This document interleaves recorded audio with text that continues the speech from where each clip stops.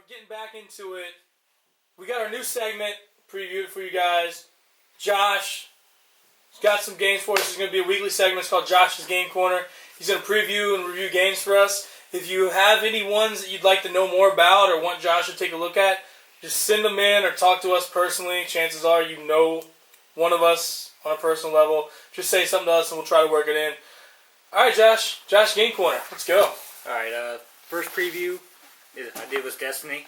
Andrew asked me to do it, so I figured why not.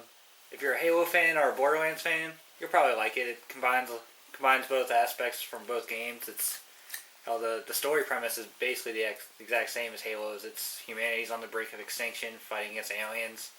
You travel from different planets, trying to fight them off. It's just got more open world aspect to it. You can actually get magical abilities, which is one thing that's different.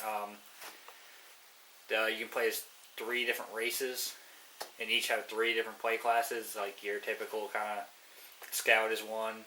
Then you got your warlock, which is kind of like mid ground, but has the magic abilities. Then you got your titan, which is like your tank. And it's like all the loot that drops.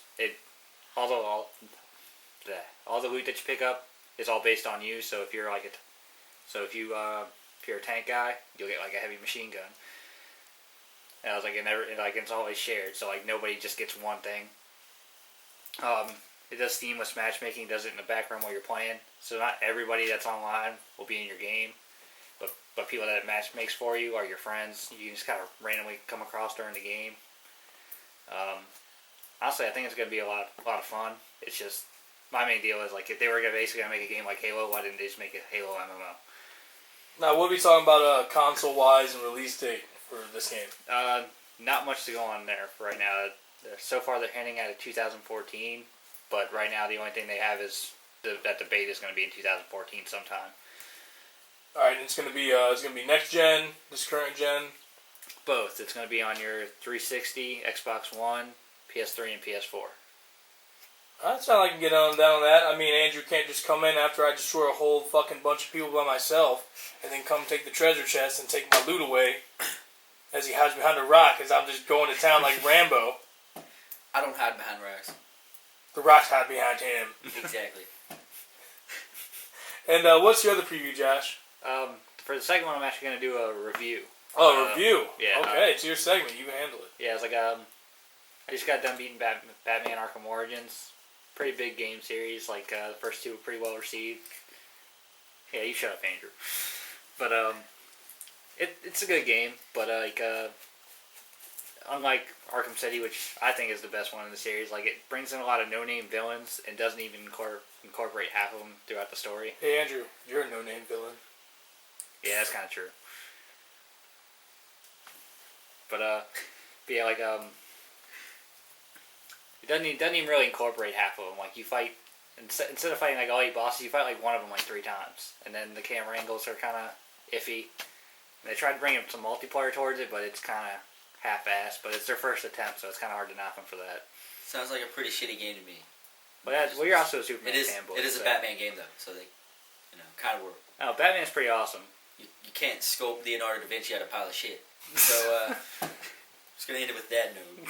You can continue, buddy. Now, is it a game that you can pick up and play as a casual gamer, or is it more geared towards Batman fans? Do you have to read some of the comics and know some of the legacy behind Batman to get some of these villains? For this game, yeah. I was because I didn't even know a lot of these guys. If you go play the other 2, it's all people you know, Joker, Penguin, Mr. Freeze, Poison Ivy, Bane.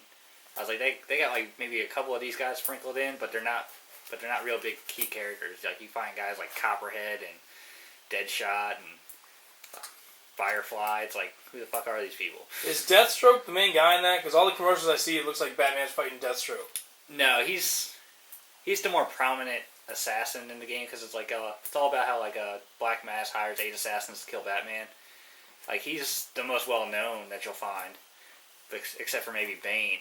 But I was I don't want to give the game away unless you know who the main bad guy is, because it's actually kind of a surprise. But yeah, obviously it's a review, so you don't want to give out any spoilers to the 4 people that listen. Yeah, I know. But But yeah, I was like, no, he's not the main one, but he is the most interesting boss fight.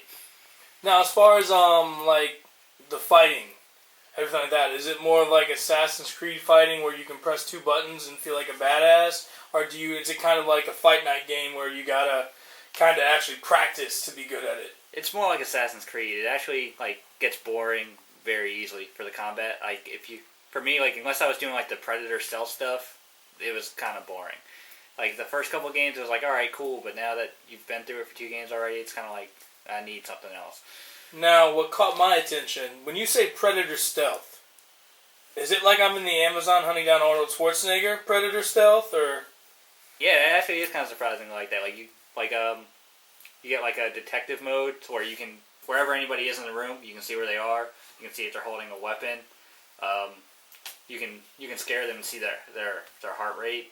And depending on how nervous they are, they'll just kind of like randomly do dumb shit. Like they'll just kind of like randomly shoot in the sky. And you can like hide in grates and pop out, kill them, and then pop back in and just like hide. Like there's a lot of cool stuff you can do with the Predator mode. Can you scare someone to death? No, that would be kind of cool. I will say, no, that's a pretty big spoiler, but that would be an interesting thing to talk about. But well, when you said Predator stealth and it made me seem like I could be like Predator hunting Arnold Schwarzenegger, I'll be honest with you, there was a lot of blood flow down to my nether regions, and we might have to take a break so I can get some cold water on this raging boner after that Predator stealth thing. So we're going to take a break. I'm going to get this in control.